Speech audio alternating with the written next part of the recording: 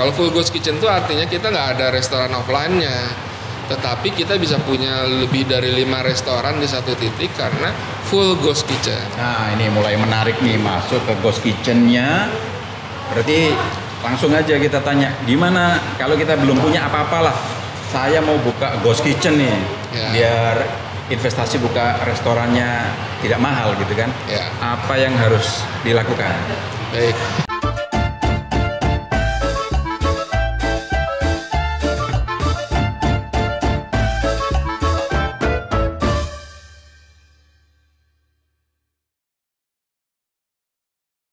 Halo teman-teman Sobat Kubis, ketemu lagi dengan saya Mas Bukin Pradana. Kali ini kita akan membahas tentang ghost kitchen. Apa itu ghost kitchen? Kan pasti kalian kalau udah nonton video sebelumnya, ada Mbak Nilam, ada juga Gilang yang kepiting nyinyir tentang konsep ghost kitchen. Tapi hari ini saya akan lebih detailkan lagi, saya akan perjelas lagi, dan alhamdulillah kita sudah bertemu dengan narasumber yang luar biasa. Beliau adalah Pak Giri Buwana. Pak Giri ini adalah penulis buku Ghost Kitchen pertama di Indonesia. Waduh, luar biasa Pak Giri. Yang kedua, Pak Giri ini juga sebagai konsultan market intelligence research. Waduh, intelijen ya, kayak CIA dong ya. Dan Pak Giri ini juga seorang praktisi, pemilik restoran, baik itu restoran offline maupun juga ghost kitchen dengan beberapa merek seperti bakmi Papirus, ada juga ayam geprek Papirus ya, sama nasi goreng petualang. Dan Pak Giri ini juga sebagai ketua Akulindo, Asosiasi Pengusaha Kuliner bidang hubungan kerjasama. Dan yang lebih penting, Pak Giri ini dengan pengalamannya yang banyak tadi, digandeng oleh GoFood untuk ngetes aplikasi GoFood pas pertama ya, yang masih versi beta. Masih beta. Oke, beliau adalah Pak Giri Buwana. Oke Pak Giri, langsung saja. Gimana kita akan bahas dulu konsepnya ghost kitchen. Apa bedanya? Apa itu ghost kitchen? Apa bedanya dengan adanya buat ghost kitchen atau ghost resto gitu? Apa bedanya dengan restoran biasa? Ya baik, terima kasih juga untuk Sobat Kubis.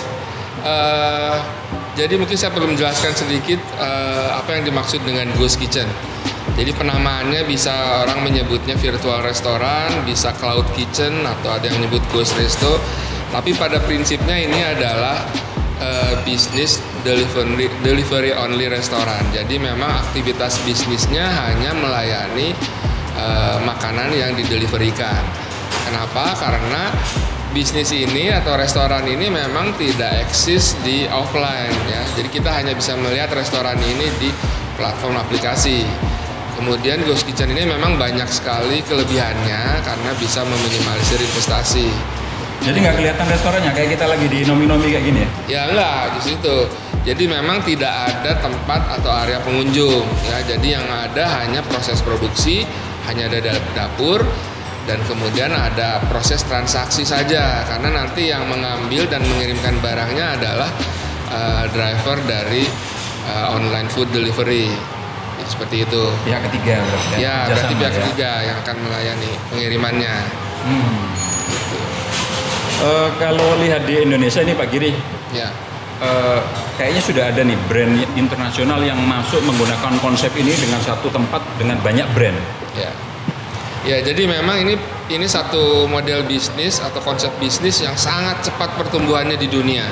Ya, jadi Indonesia termasuk lambat karena kalau di Amerika, Eropa, di Kanada itu sudah mungkin 5 tahun terakhir sudah berjalan. Dan ini cepat sekali pertumbuhannya karena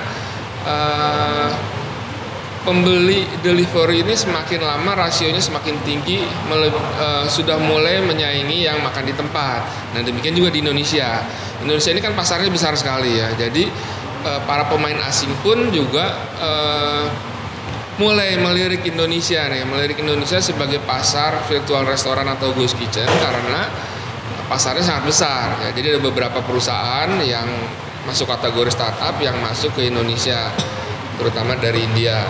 Dan di Indonesia pun juga demikian, banyak pemain kuliner besar akhirnya merubah konsep bisnisnya menjadi ghost kitchen, atau mereka punya satu konsep bisnis baru di dalam bisnisnya yang Termasuk Pak Giri nih. Mulai Ya. tahun berapa bikin Ghost Kitchen? Oke, jadi saya mungkin cerita sedikit nih, ya.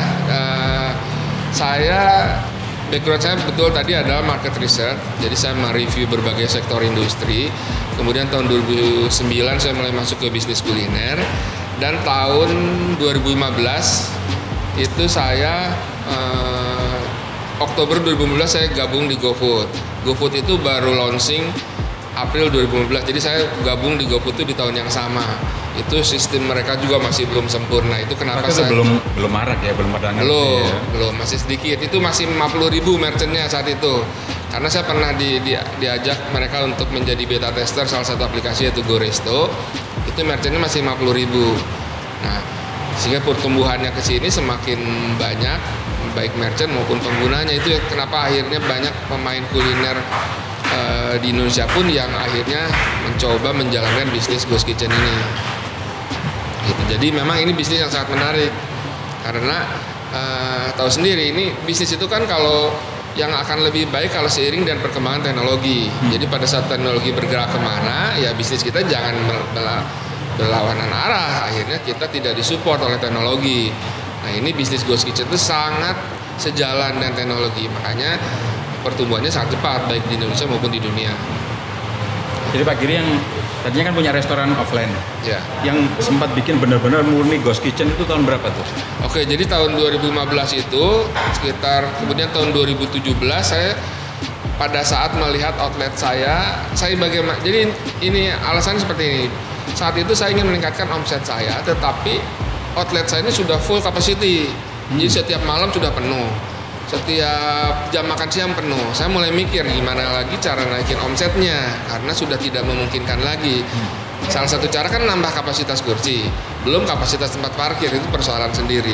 Nah di situ saya terpikir kenapa tidak membuat second brandnya, third brandnya di dalam outlet saya. Itulah akhirnya proses awal saya membangun bisnis Ghost Kitchen. Pak Giri masih punya restoran gitu ya, maksudnya restoran yang satu tadi tuh ditambahin brand lagi.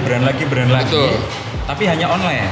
Ya, jadi sebenarnya kalau saya mencoba menjelaskan terminologinya Ghost Kitchen itu adalah dia harus tidak eksis di offline ya. Jadi kalau kita punya restoran A, kemudian kita online kan bisnisnya, itu sebenarnya bukan Ghost Kitchen, itu bisnis restoran online. Karena orang bisa lihat dapurnya, bisa lihat restorannya. Itu kalau bisnis restoran tapi juga melayani online gitu ya. Tapi kalau di restoran itu bikin brand yang kedua, restoran B, nah itulah Ghost Kitchen-nya. Jadi restoran B adalah Ghost Kitchen, restoran A adalah bisnis online-nya dari restoran offline-nya A. Nah saya punya berarti dua brand Ghost Kitchen di restoran yang sebelumnya. Nah, jadi saya mulai tahun 2017 itu mulai ya ke bisnis ya. Ghost Kitchen. Jadi tadi. backgroundnya tadi karena ingin ningkatin omset lebih baik lagi, saya nambah restoran kedua dan ketiga. Kenapa? Karena kita menjadi punya pintu masuk yang lain di luar restoran kita. Itu salah satu tujuan dibangun Ghost Kitchen. Jadi setelah itu saya mulai membuat banyak restoran Ghost Kitchen lagi. Bahkan sekarang konsep bisnis saya mengarahnya ke full Ghost Kitchen. Kalau full Ghost Kitchen itu artinya kita nggak ada restoran offline-nya, tetapi kita bisa punya lebih dari 5 restoran di satu titik karena full Ghost Kitchen. Nah ini mulai menarik nih, masuk ke Ghost Kitchen-nya. Berarti langsung aja kita tanya, gimana kalau kita belum punya apa-apa lah, saya mau buka Ghost Kitchen nih, biar investasi buka restorannya tidak mahal gitu kan? Apa yang harus dilakukan? Baik, jadi ini sebenarnya kesempatan yang kesempatan berharga lah buat banyak dari teman-teman yang ingin memulai punya restoran tapi nggak mau invest sebesar restoran fisik gitu ya. Ya caranya adalah kalau bahasa saya di Ghost Kitchenin gitu. Ghost Kitchenin itu artinya kita bisa bangun restoran tidak harus punya outlet fisiknya ya. Jadi saya ngambil simpelnya, oke, kita punya rumah, kebetulan lokasi kita strategis misalnya, atau kita punya kos-kosan, atau bahkan misalnya kita punya aktivitas bisnis lain, kita punya kantor bidang yang lain ya, bisnis yang lain, tapi di kantor itu ada dapurnya, itu pun bisa dijadikan Ghost Kitchen. Jadi Ghost Kitchen ini banyak sekali, range-nya luas, bisa dibuat di mana saja, karena poinnya bukan bagaimana kondisi fisiknya, tapi apa yang kita jual di marketplace atau di platform aplikasi. Jadi yang pertama kita harus putuskan lokasinya. Ya, banyak strategi atau cara menentukan lokasi, mungkin di kesempatan lain kita akan bahas. Tapi pertama kita tentukan lokasi. Kalau lokasi itu di rumah, berarti rumah kita siapkan sebagai lokasi restoran virtual. Nah, apa yang disiapkan? Satu tentu adalah peralatannya, ya. Peralatannya apa saja?